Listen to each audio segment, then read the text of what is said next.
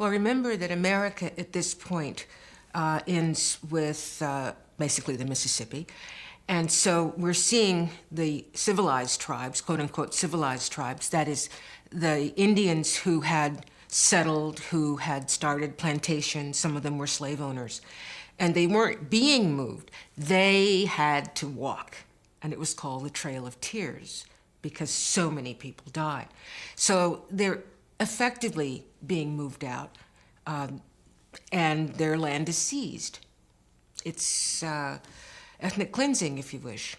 So when one group of people have to leave, this opens land for some other people. If they're rich, they're planters like Paul Cameron from North Carolina, who moved some of his people down to Alabama and then opened up that area there. And when he moved some of his people down there, he didn't ask them if they wanted to go. They had to go. They were part of the workforce.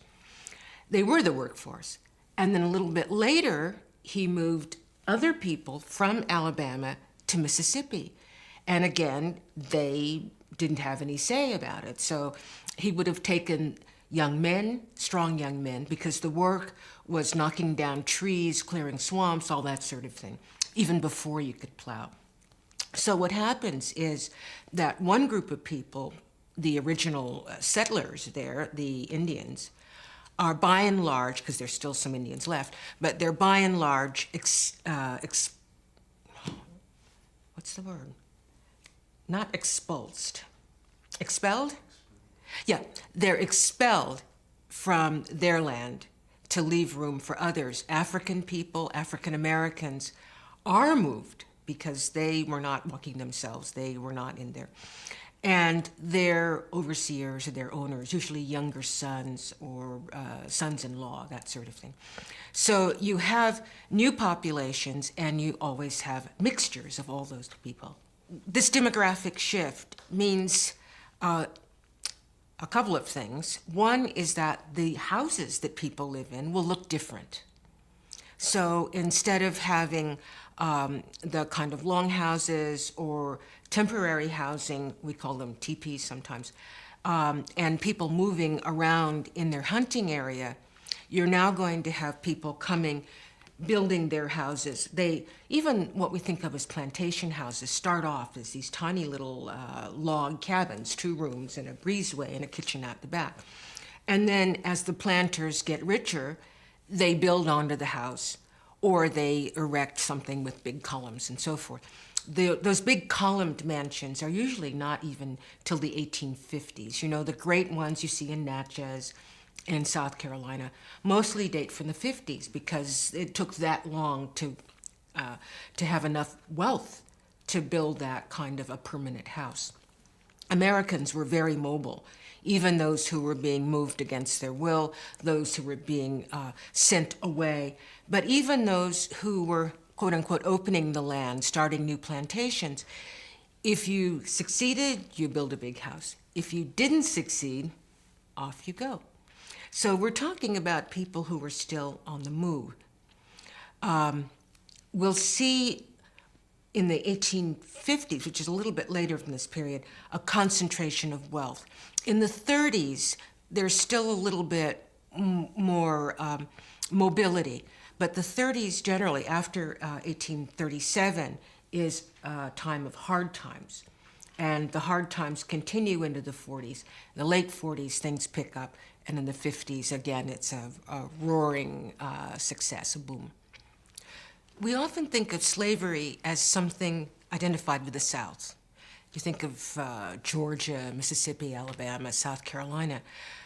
That was true in the Antebellum area, the period before the Civil War, because the northern states had emancipated most of their slaves. I say most because New Jersey was late, and so even in 1860 there was a very old slave or two in New Jersey.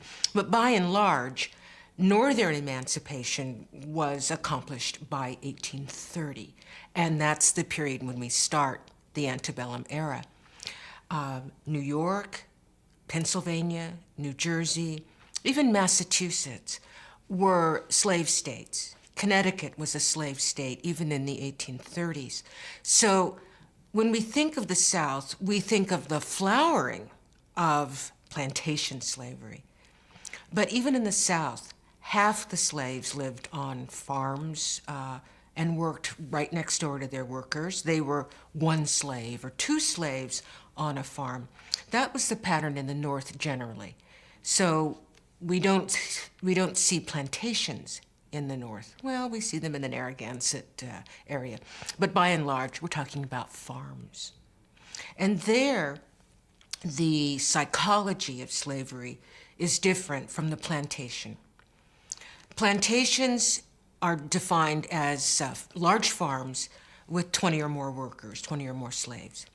And if you have that many people enslaved, you can have a neighborhood. So you have the big house, and then you would have the slave cabins a little bit away. And with 20 people, you have either biological ties or people who are fictive kin. I call her my aunt, but she really is not relation, but she's a friend of mine. She takes care of me and so forth. So you have an alternative psychological world away from the plantation. That's very important. And that's where we have the elaboration of African American culture, a culture that brings together European, Native American, African, and evangelical Christianity. All that comes out of these neighborhoods where people of African descent are spending time with one another. However, in farms, you're finding one person, two people, and they are working, living, sleeping with the people who own them or side by side with hired hands. And so that is a kind of farm or working class community that is integrated. I don't mean to say that everybody was on a footing of equality, not at all. So there would be a hierarchy of wealth and a hierarchy of sex and a hierarchy of color. And when I say color, I mean race, but I also mean color. So you have dark, poor women down the bottom and white, better off men more at the top of this world of farms. And this is the kind of world Sojourner Truth grew up. So she grew up speaking Dutch, which was the language of Ulster County, New York, which is on the Hudson River. And she grew up speaking Dutch with the accent of the working and farming people around her. So she was a rural New Yorker, the early 19th century. She would have had some things in common, particularly her working the fact that she was enslaved, her legal status, her economic status. She would have had that in common with Southern slaves, but not the language and not the same situation as people who worked on plantations in the South. It's easy to forget that because we don't think of the North as enslaved territory. But when the United States became a nation, became a republic, slavery was a national institution. When you have slavery as the mudsills, they would call it, the lowest rung, the worst paid workers because they weren't paid at all, you have a lowering of wages, of course, because there is competition from unpaid work. But something else happens that is to the advantage of people who are then defined as white. And you have the use of white and black before the American Revolution, before 1800, but the codification of that system and the real importance of whiteness as it relates to citizenship, that gets fixed in the 1830s. And so you have poor white men allowed to vote, sometimes for the first time. We think of the Jacksonian era as the era of the common man. And in a sense, it was the era of the common man, as long as the common man was white. And so here we have a great distinction between whiteness giving citizenship or standing or almost personhood. And no matter how rich you are, if you're black, you are not a person or you are not a citizen. And so this is the other side of the era of the common man. It becomes the era of the common white man. And in the 1830s, over and over again, places like Pennsylvania, new legislation inserts the word white into the regulation of voting and disfranchises wealthy black men who, before this change, had been able to vote if they held enough property. So this is I would say, the great watershed of where whiteness makes the big difference in becoming a citizen. And after that, we find European immigrants coming in, and they're despised with their poverty. We forget how much prejudice there was against the Catholic Irish in the 19th century. But their children become white, and that means white and something else, which is black or non-white. The 19th century censuses, some of them say simply white and other. Most of those others would have been people of African descent, but it also included everybody else. When we think of family in the United States, we tend to think along biological lines. In fact, we tend to think along biological lines in lots and lots of ways: intelligence and so forth, aptitude for math. But we also have a psychological world, which does not necessarily stop and begin everything at the color line. I'm not saying the color line is not important. The color line is extremely important for understanding American identity and American institutions and American history. But it's not the only thing. In addition, we are talking about relationships of generation. So younger people who spend a lot of time with older people, those people are going to build human relationships as well as racial relationships or class relationships or gender relationships. So let's take, for instance, a large plantation household. There we would find the owning family, and probably more than just one or two generations, and probably more than just the nuclear family. But we'd also find working people, enslaved working people who then would be called servants. Some of them would actually sleep in the bedrooms of their owners, and they would be in very close contact. And there we have families that are made up of people who are not necessarily biologically connected, but because they're together so much, they get psychologically connected. And you can be connected to someone whom you hate, but that person is very important in your life. And that's the kind of relationship that thinking black, white, color line completely obscures. So we need to be able to see how across the color line, as well as within the color line, we have psychological dynamics and sometimes physical dynamics as well. And when we talk about this terrible thing of violence in slave society, we need to think of many people, many kinds of people, as victims and as perpetrators, for that matter, because violence can be intergenerational, and violence can spread to people who, in one situation, are victims, but in another situation, may be perpetrators.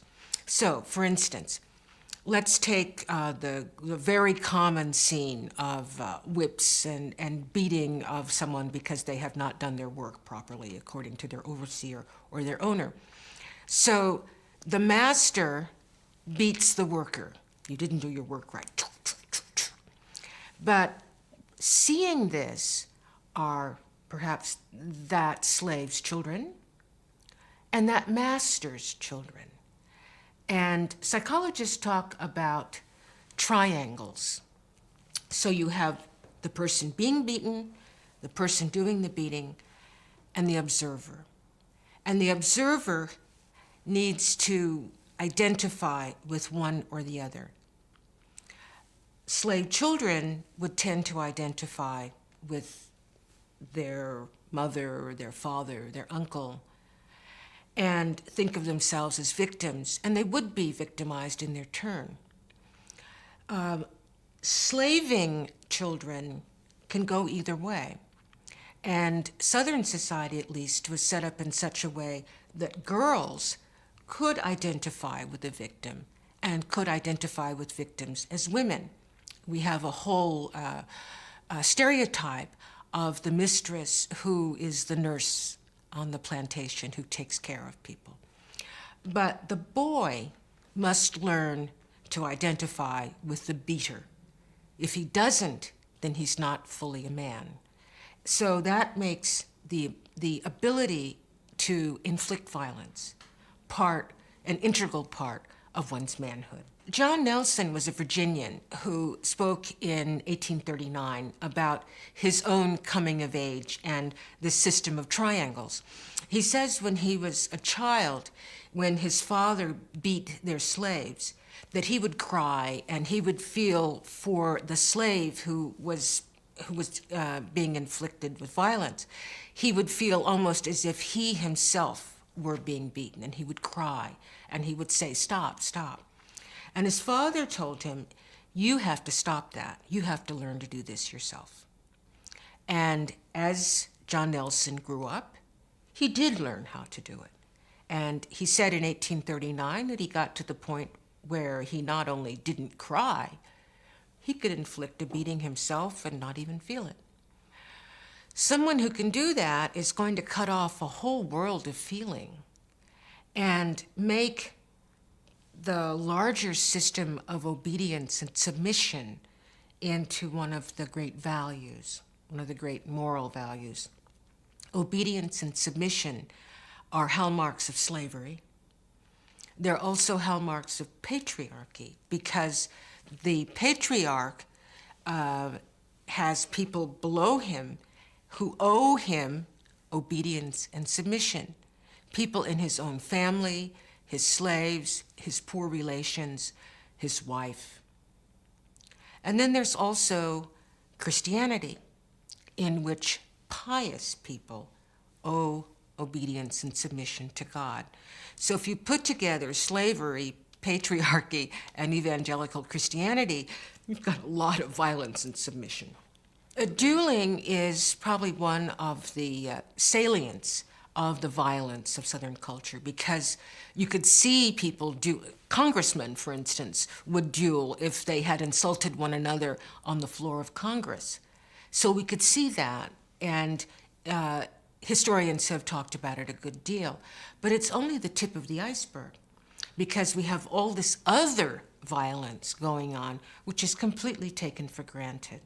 One thing I found very interesting when I started working on soul murder and slavery is that we have a new literature of trauma that's come out of the Vietnam War. But none of that sees slaves as people who endured trauma. In American history, those people are the perfect victims of trauma. And we can now learn a great deal about what they were likely to feel or want to do or try to get away from, or their symptoms, for instance, because we know about what trauma can do to people. Within this plantation household, little kids would be learning lessons. Kids learn lessons all the time. That's how they grow up. And so a white child would learn lessons as well as black children. A white child seeing the violence that goes on between owners and slaves learns, well, I can do that. I have power too.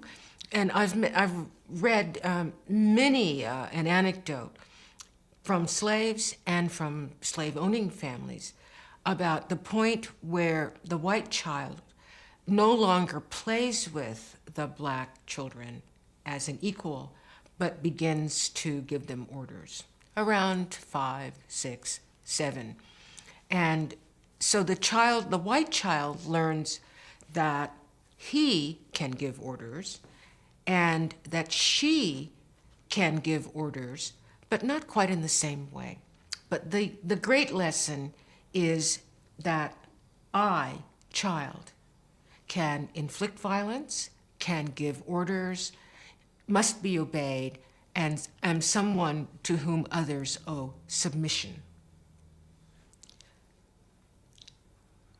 People who did not own slaves, white people who did not own slaves, had a stake in the slave situation, particularly in the South, which was so heavily racialized.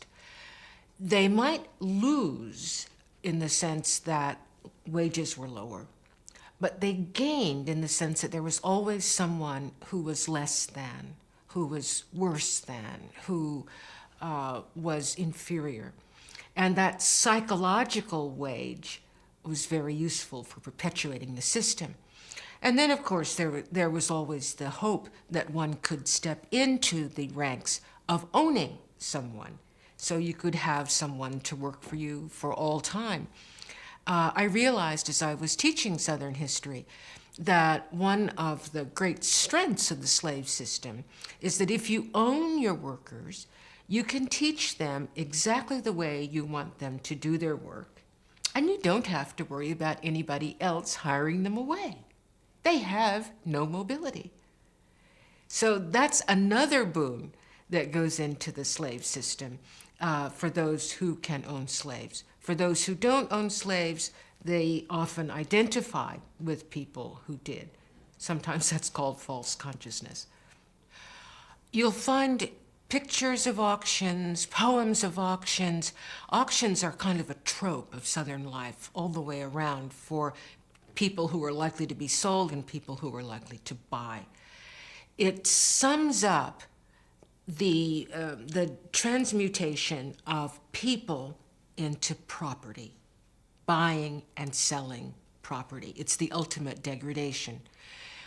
For men, it's the degradation of having your body sometimes literally weighed to find out how much you're worth. And for women, there was another trope. The picture of the woman on the auction block is usually not a dark-skinned woman, but a light-skinned woman. And she's nicely dressed. The assumption was that if you were light-skinned, you were more genteel, you were more ladylike. And so there's the sexual degradation, because part of that assumption about the auction block is that you can take the clothes off whoever you're interested in buying. And so it becomes a sexual transaction when the person for sale is a light-skinned female, according to the stereotypes. The threat of selling slaves was used to keep people in line. But actual sales touched about a third of the enslaved people in the Upper South. So families were routinely torn apart.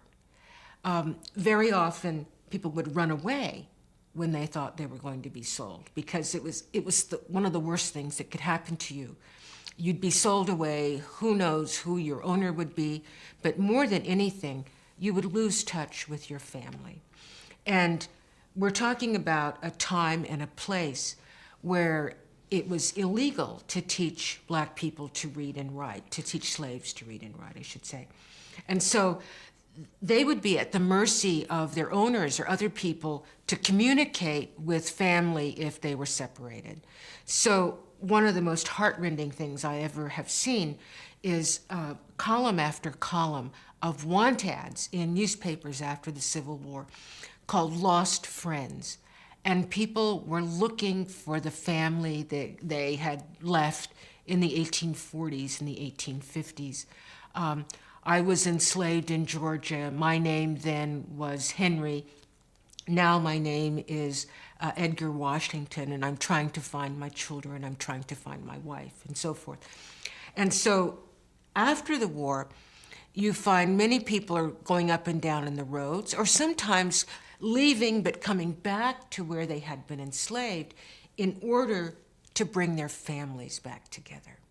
So sail was it was a stick in which to beat workers and keep them in line. It was a reality that tore families apart. Sojourner Truth was born a slave and remained enslaved for about 30 years.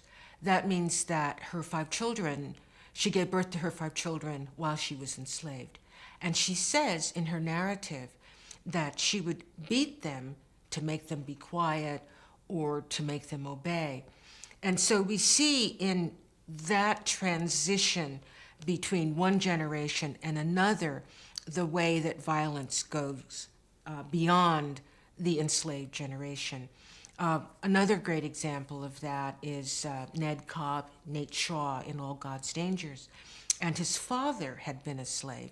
And his father beat his son terribly. He also beat his wives terribly. And his son not only had to suffer the beatings he got directly, but also the pain of seeing his mother and his stepmother so mistreated. And he made the direct connection between his father having been a slave and using corporal punishment on the rest of his family. When we think of Southern society before the Civil War, we tend to see plantation after plantation after plantation and big houses with columns and hundreds of slaves in the cotton fields picking cotton. That's just one tiny part. The vast majority of Southern whites did not own slaves. And obviously the vast majority of Southern blacks did not own slaves. Some did, but the great majority of Southerners did not own slaves. And of the slaveholders, only a minority were planters. We're talking overall about 6 to 10% of the Southern white population were planters. So by and large, people who owned slaves would be living on farms, essentially farms, as in slaveholding institutions in the North. One reason that this sort of gone with the wind vision is so prevalent is that the wealthy people, the educated people, generated all the letters and the journals and the histories. Those were the people who made the written record of slavery. And it's only quite recently that historians have wholeheartedly admitted that you can use slave-generated materials, very often dictated, as sources for the understanding of slave society. So for many, many years, until quite recently, those big slave owners dominated the process of writing history. And the rich we tend to think of as more glamorous. Somehow they are more beautiful than we are, and they have better houses, and they have better times. So I think just the myth of the beautiful, wealthy planters has a staying power because of our interest in rich people. And when we think about emancipation, the end of the war, the great change, it would depend on where you were and who you were, because some people who were enslaved realized immediately when the war broke out that the outcome would be freedom. Others felt, well, something's going to change, but once the Emancipation Proclamation was uttered, then okay, we're definitely going to be free. Or when the Union Army came by, you can go to the Union Army and make yourself free. Certainly you're free by 1865, but what does free mean? What does free mean for people who were used to working for nothing? And what does free mean for people who were used to having workers who worked for nothing and had no mobility? Emancipation confers mobility on workers. So a cook, for instance, a gifted cook, could work for the people who used to own her, and they might pay her $5 a month or $10 a month. But the people down the way might offer her $12 a month, and she could go.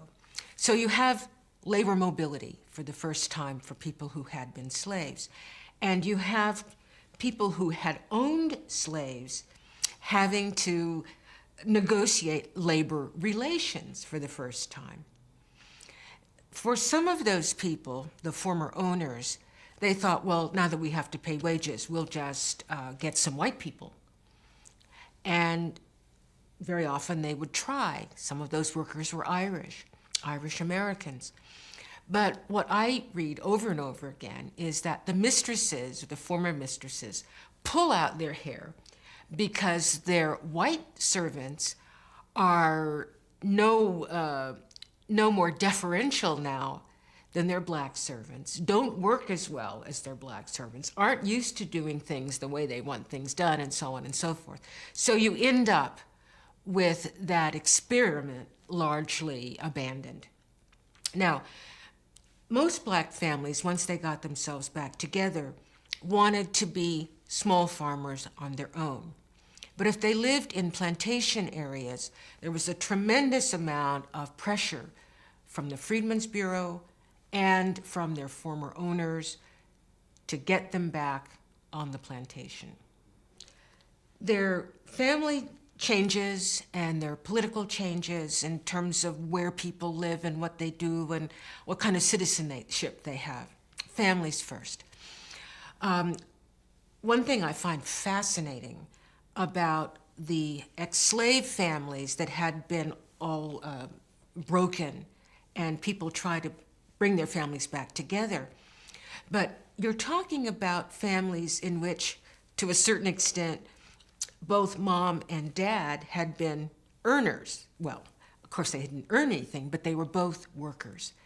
And so those families had to negotiate coming back together, deciding who was going to decide, what the various members of the family were going to do.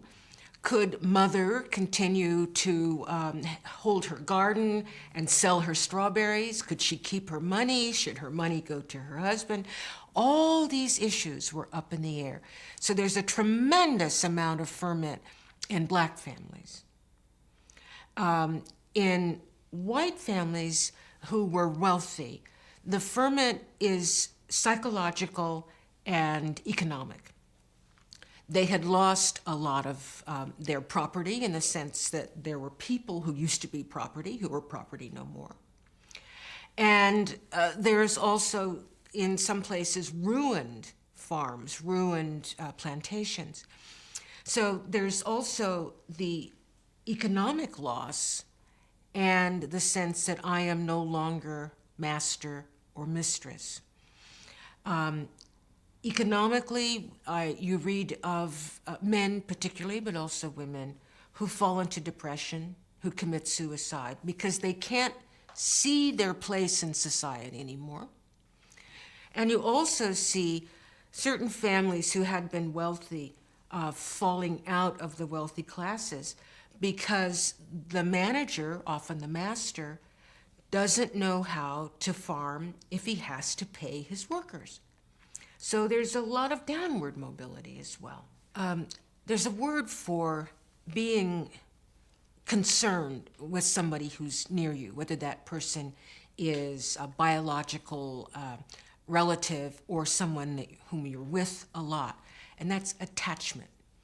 And I see lots of attachment between people who live and work together, whether or not they're all black, all white, or black and white, or mixtures thereof. When I say attachment, I don't mean that everybody loved everybody and you're just like one of the family. No. Attachment can mean you hate somebody. Attachment can mean you love somebody. Attachment can mean you're ambivalent. But the point is that that person looms large in your day-to-day thoughts and emotions. So you're attached to somebody whom you have to work around or deal with on a regular basis. Okay. What has changed? What has not changed since emancipation? Obviously, emancipation in itself is an enormous change. But there's some commonalities that tie us to the 19th century. I think the most important is the merging of class and race. Out of the slave system, we get racial slavery and we get racialized oppression or discrimination, or the idea that somehow people who are black are poor and have display all the, wait a minute, I'm getting tangled up here. Out of slavery, which in this country was racial slavery, we get the identification of race and class. And slaves were the lowest class because they were not paid.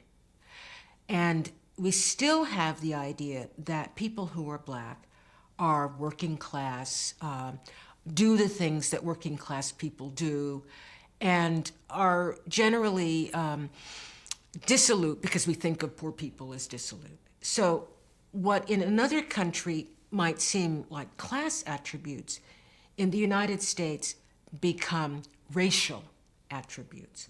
I think that's probably the most important heritage of slavery. And then there are a lot that are not quite as clear. The assumption that black people should show deference to white people, and the readiness with which a black person who sees himself or herself as the equal to whites around will be considered prickly or somehow not appropriate, not fitting in. We assume that black people are not as smart as white people. I should say we there, but many, many Americans do, because black people are body people, are working people, not brain people. So there's a lot that's still with us, even though slavery is no longer with us, and even legal segregation is no longer with us. But there are a lot of attitudes there. One thing also that we have from the 19th century is the idea that white people are the upper class, just as black people are the lower class. And I remember some years ago, I was talking to a friend who was also writing Southern history, and he was working on a plantation in Durham. And at one point, he was showing me these very unusual plantation houses. And he was saying that he would sort of sit there and imagine he could go back in time, and he would talk to the owner. And it was clear that he would be talking to the owner on a footing of equality. Maybe he was the owner in his sort of daydreams. And I realized that this was someone whose biological ancestors, his own ancestors, had been poor immigrants. So he had done this sort of leap over making himself a plantation aristocrat. Whereas another historian I talked to made me into a slave. So it's almost as if there's a biological tie to race as well. White people become owners, black people become slaves. So that assumption of whiteness and wealth, upper classness, is still very much ingrained in American culture. The laws about citizenship changed after emancipation, notably in the 14th Amendment and the 15th Amendment, which are 1868, 1870. But in practice, it took a very, very long time for the idea of black people as citizens, but also women as citizens. So black women as citizens is a recent invention. The idea of citizenship and whiteness and maleness, that's kind of the core of American ideas about citizenship. And we've had to disaggregate that sort of step by step. Thomas Jefferson, among many white Southerners, realized that the institution of slavery was not all to the benefit of wealthy whites. He didn't talk about it a great deal, but in his notes on the state of Virginia, a very well-known piece of writing, he has a couple of asides about what slavery does to the owning class. And I'd like to share with you just a couple of words about that. He recognized that the requirements of slave ownership, and these are Jefferson's words, nursed, educated, and daily exercised habits of tyranny. And, again, Jefferson, the man must be a prodigy who can retain his manners and morals undepraved by such circumstances, end quote. Jefferson spoke of slavery's breeding odious peculiarities, and I read into odious peculiarities those moral problems he spoke of: depravity, sex, and then, of course, the violence that we've been talking about. One of the figures who appears over and over again in fiction and nonfiction about the slaveholding South is the jealous mistress. And in fact, Harriet Jacobs, Linda Brent, has a chapter in Incidents in the Life of a Slave Girl entitled The Jealous Mistress. So we have a triangle between the master and the enslaved woman whom he forces or whatever, to whom he is linked sexually. And then we have the mistress, the jealous mistress. And we realize the dynamic between the jealous mistress and the master. She's jealous. But there's also another dynamic going on, another kind of attachment, if you wish, that the slave woman, who's usually quite young, may feel that the mistress has abandoned her in the way that young women who are incest victims tend to blame their mother more than their father or stepfather or uncle. So you have a dynamic between the two women that we don't usually focus on. Some years ago, I had the pleasure of working on a large journal that a plantation mistress in Georgia had generated over, between 1848 and 1887. So it's a big document. And in that document, I found she was aware that her husband was involved with a woman of color, probably over the generations, and that the husband and the slave woman had had a child about the same age as her son. And she never wants to, the slave mistress, the mistress never wants to admit that she knows about this relationship and that it troubles her. But the issue of competition between women appears over and over and over in the journal. And at one point, after the Civil War, she's looking out on a field and she's seeing her son, whom she feels, of course, should be in college, plowing. And he is plowing with the slave woman's child, and the slave woman's boy, he's not in college either, but the mistress feels that there's a competition between these two boys, and the fact that they are both in the field plowing shows how her son has fallen, and this other woman's son is poised to rise. So she has a complicated psychological dynamic that comes out of this kind of complicated family. I think the saddest moment, seeing through her eyes, was in 1864 when her father died. And she, a devout Methodist, realized that she stood to inherit her half-brothers and sisters. And this completely destroyed her. It's a place where she tried to erase what she had written out of her desperation and her fear. But this kind of monstrous family system came out of such unequal relations of power. This same woman tried to erase a story out of her journal. It's a moment when she really is most tortured. And this moment, she realizes that not only she is involved in an adulterous triangle, but also her mother had been. That is, her father had a slave woman and had had children by another woman. So in 1864, Ella Gertrude Clanton Thomas, known as Gertrude Thomas, is reading the will that her father has left. He just died in 1864.